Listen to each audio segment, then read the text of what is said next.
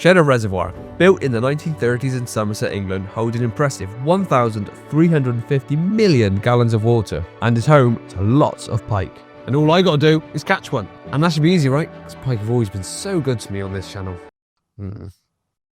So join me for the next 20 minutes or so as I tackle one of the largest UK venues I've ever fished.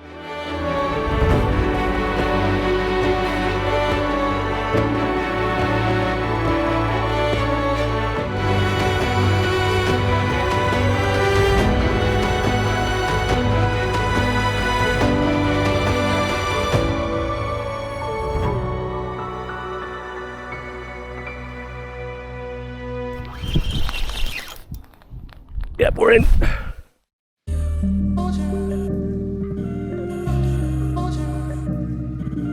Before diving into the fishing, my family and friends enjoyed a scenic lap around Cheddar Reservoir with babies and dogs in tow. Surprisingly, no anglers were out on this Saturday morning, so I was unable to pick their brains. However, thanks to social media, by the way, if you don't follow me, Instagram, Facebook and TikTok, I gathered plenty of tips from many of you, though the variety of advice proved just how diverse fishing methods can be, with most of them proving successful at the right time. So a lot was still down to me on how I was going to approach the place. Back to the walk though, we rounded it off with a much needed coffee in the centre of Cheddar.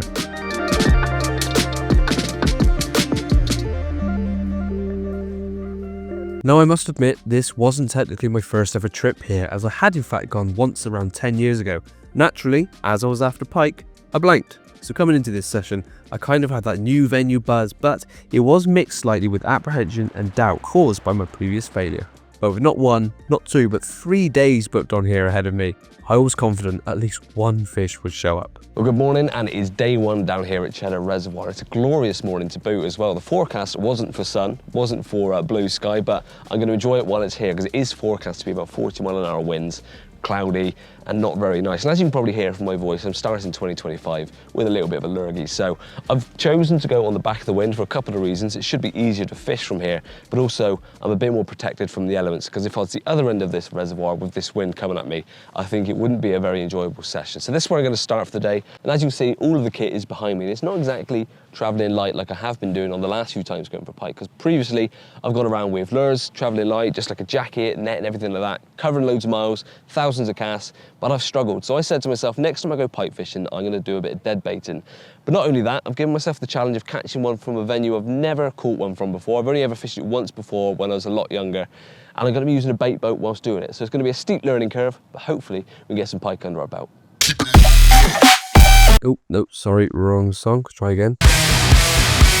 Nope, I enjoyed that one, but you won't. There's not a man that I fear. Definitely not. Ah, there we go. That's a bit better.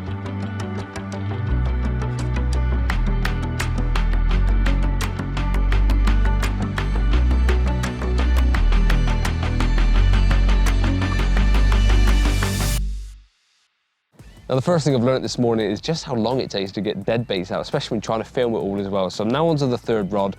I've got two rods out, one of which is a roach, which is probably only about 60 yards out, if that. And the middle rod has gone out again, probably around the 80-yard mark, so a bit further. And I am aware that some people fish this venue and go 150, 160, 170 yards, something like that.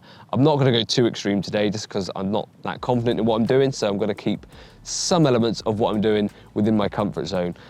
Going on to the actual setup of what I'm using is pretty simple. I've got a running ledger system. As you can see, there's next to no resistance on that lead whatsoever. One thing I do know about pike is that they really don't like resistance. So if you can mitigate that by using a running ledger system, that already puts odds in your favor.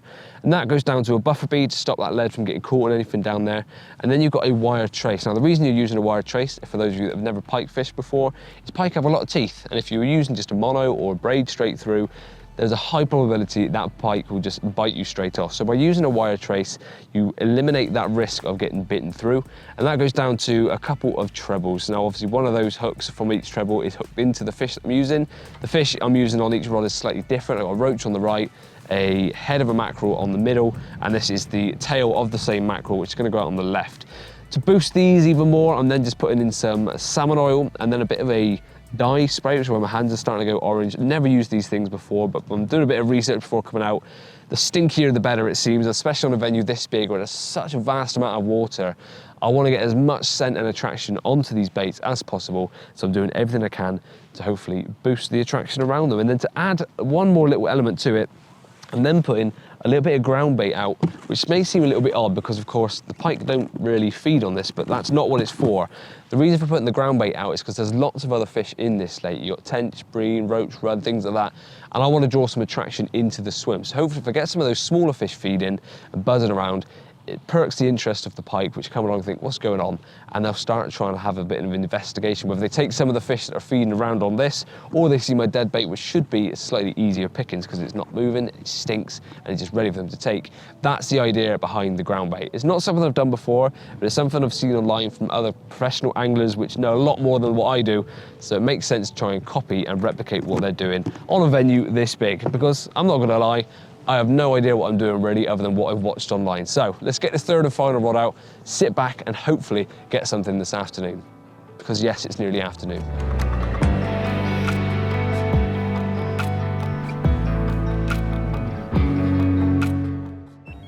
There we go, third and final rod now sorted. And I gotta say, I'm so glad I set up on this side because the forecast is correct. Although the sun's still here, we've got a lot more cloud building up and that wind has got up as well. Down here, nice and sheltered, as you can see, it's calm and lovely. But looking across the lake from midpoint onwards, it just gets whiter and whiter, choppier and choppier. And actually you see occasionally waves smashing up against the other bank. So the other side I think would be pretty rough for fishing and filming because at the moment, even trying to get the bait boat back in from the distances I'm fishing, it's a struggle. So I have definitely gone for the more comfortable option, but I've done all I can now. The rods are out and I know this is a very carpy looking setup. I know I should probably get some of those pike floats or pike bobbins, whatever. But for this sort of distance, what I'm doing, really loose clutches. So it takes barely anything to move that. This is pretty much going to do exactly what I need it to and give me some kind of bite indication when a pike comes along. For now, I'm going to sit back there on my chair, sheltered from the wind, and watch this beautiful scenery and watch the clouds go over Cheddar Gorge and everything. It's a lovely spot. Hopefully now we just have a pike come along at some point.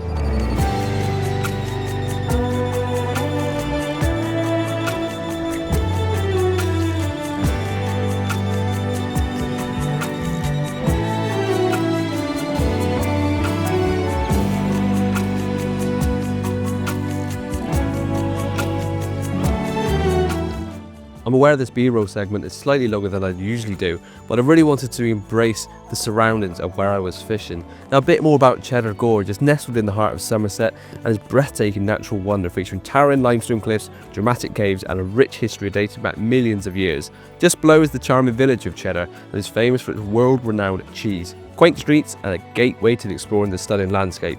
Yes, you guessed it, this is another ChatGPT voiceover for you all, but it's better than whatever I can come up with. So of course, being in the land of cheddar cheese, my lunchtime sandwich had to be a really bland egg mayo and cress from the Co-op. Topped off with the smell of mackerel on my fingers. Lovely.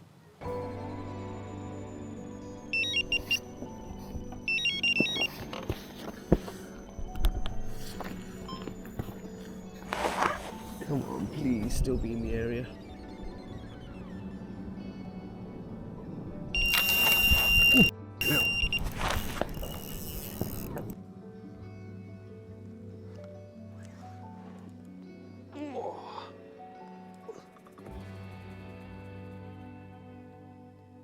Well, the rod is now back out with another concoction of stinkiness to hopefully get some pike back into the area. This time I chopped up half a mackerel as well as the ground bait and a really stinky hook bait. So it's gone back out pretty much the same spot as I just lost that one. Really bizarre, like there's a little occurrence where a fish had obviously nosed it or picked it up and then just sat on the spot. Because as I said, using braid, you'll get instant sort of indication your end and then nothing for, I'll have to check the timestamps, but it felt like about a minute or so. And then just absolutely belted off. So there's clearly something on the end, but as soon as I struck into it, rod hooked over double and it was just pretty solid in weed. So I had to walk back up onto the back of the wall, pulled a bit more, just constant pressure, and it just went dunk and just came back in with no hook bait and just a load of weed on the hooks. So clearly there's still weed out there even where I'm fishing at about the 70-yard mark on that rod. But I think the fish just swam into the weed and did me. So that's frustrating, but it's back out. That's all I can do is just keep rinse and repeat and hope that something else happens and luck's on my side next time. So we've probably got a couple of hours left of daylight and then this session will be drawing to a close. So hopefully we can end today on a fish and not that be the only activity of the day. We'll see.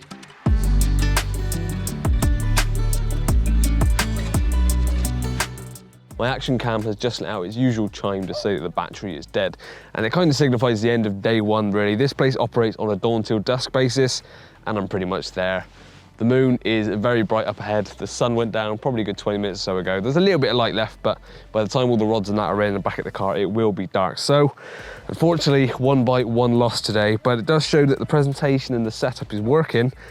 Just maybe I was unlucky, or maybe it's because I don't have those dedicated pike float bobbin things, I don't know. But what it does mean is I'm definitely back again tomorrow. So Rod's got to come in now, load up the car, head on home, and first thing tomorrow morning, I'll back out here again, doing exactly the same thing again, but hopefully with a better result.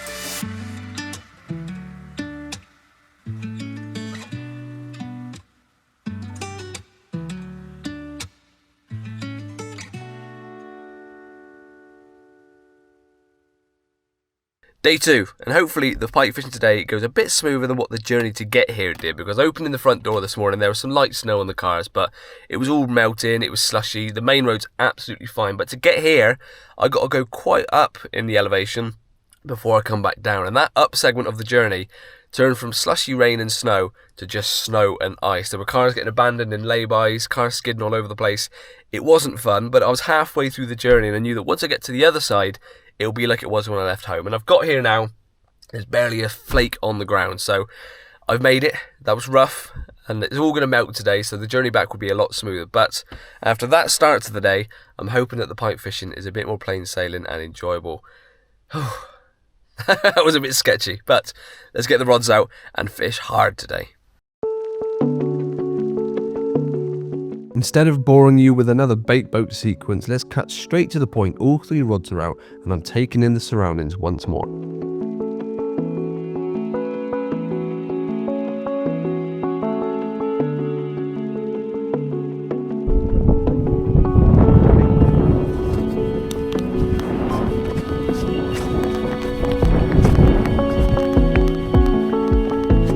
Oh, these steps. That's pulled up tight. Different rod now. Yep.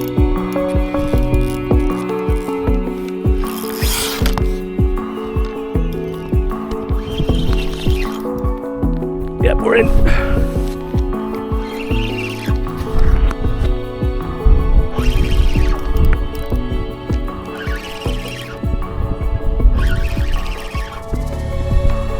Oh, come off. Oh, no, there it is.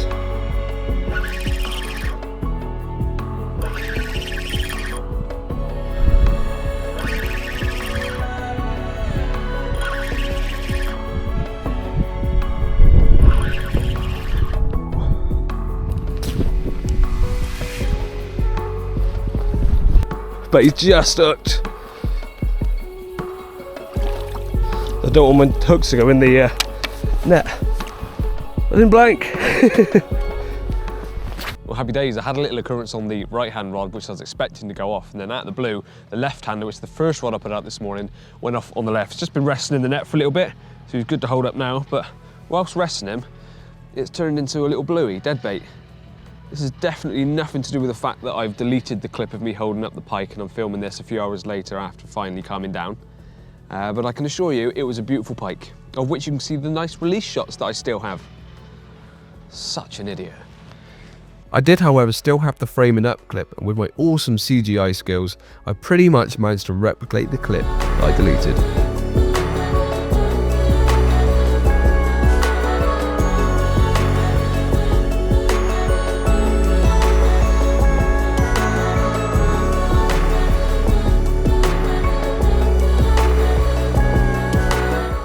Well, it's been a few hours now since I caught that fish, and unfortunately nothing else to show for it. I did have an occurrence on one of the rods which didn't materialise into a bite, so not sure what happened there, but I've redone all 3 rods, so they're fresh out there, if you can call it fresh. They all stink, pumped full of oil and everything, as much attraction as possible, and reset them for the last few hours of daylight for today. And hopefully we can get another bite today so I can actually show you on camera the pike. I did film it, I've calmed down now. I can see the funny side of it, but yeah, the first pike from a new venue and first fish of the year, and I deleted the footage of me holding it up. So very much a rookie error. Despite how many years I've been doing this, I can still make balls ups like that. So the one thing I do have actually is the catch report of that fish. Took a photo of the back of the camera to log it on the app. So there's a rather poor image of the pike I did have. But that's another thing I'm going to do this year, running through my goals for the year, is I'm going to catch as many fish as possible. Not just as many fish, but as many species of fish. And I'm going to log them all. I'm going to log the sessions I do on all the blueprints and things. So if I come back to a venue, I can see what I've done previously. I just really go hard with my fishing this year, not just for the carp, or not just for pike or barber that I have done, as many species as possible. I started to do it towards the end of 2024.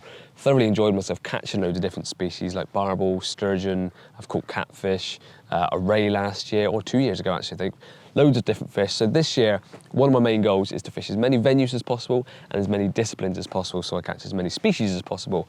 And that may include things like fly fishing. So if you want to see me trying to fly fish at some point this year, let me know in the comment section below, but I'm sure it will be attempted.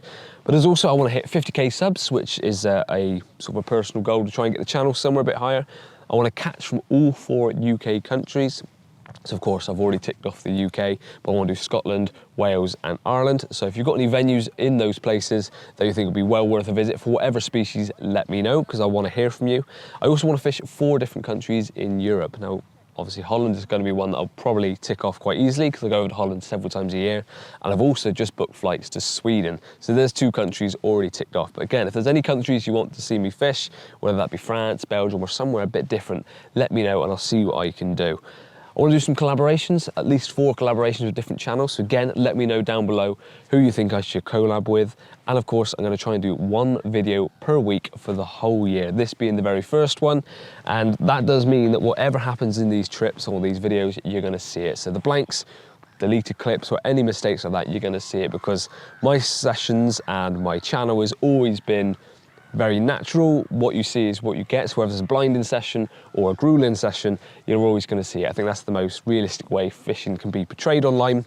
Not always see the good of it. Hopefully we have more highs than lows, but that's the plan going forward for the year. Some personal goals, one of which is I want to learn more Dutch, because I've been laxing on that and I really need to.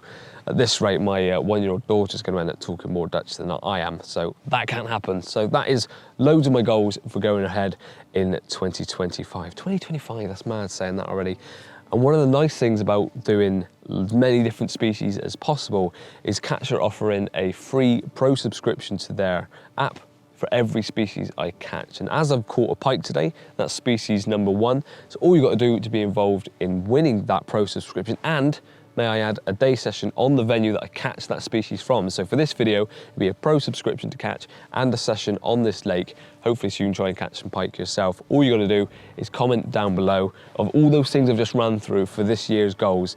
Just give me ideas of what you want to see. And that's it, you're entered in, and every week or every video that goes out that I catch a new species, a pro subscription for a catch will be going up for one of you guys. As always, I was always hoping for a bite whilst doing a long piece of camera. It didn't happen, but I'd say we've got about two and a bit hours of daylight left. So fingers crossed for the last few hours of this trip.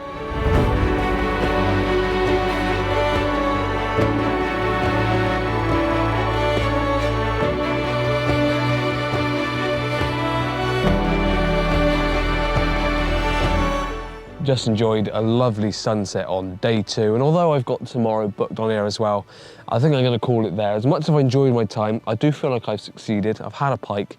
There's been a few anglers on today, and I think mine was the only pike. There was an old boy that was fishing a bit further up who says this is his regular. He went to his favourite spot and he didn't even have so much as a beat. So to have a fish today, I do feel like that's a big plus point on its own. Although I would have liked a few more, of course, as anglers we always want more fish, bigger fish, but I've got to take the whole thing into account and just think that was a pretty good result actually. So I'm going to leave it there. I could come tomorrow and have a blind river day. I'll never know, because I'm not going to bother doing it, because 2 days on the bank in the cold, as you probably hear from my voice, isn't doing me the world of good with my health. But I've had a thoroughly enjoyable time. And I've come to realise I've got one more New Year's resolution that I didn't mention earlier, and that's not to delete fish off of my camera before I've made the video. So let's leave it at that, shall we? Hope you enjoyed this video. Give it a like if you did, and subscribe if you haven't done so already for an upload every single Friday for 2025. I'm gonna do it.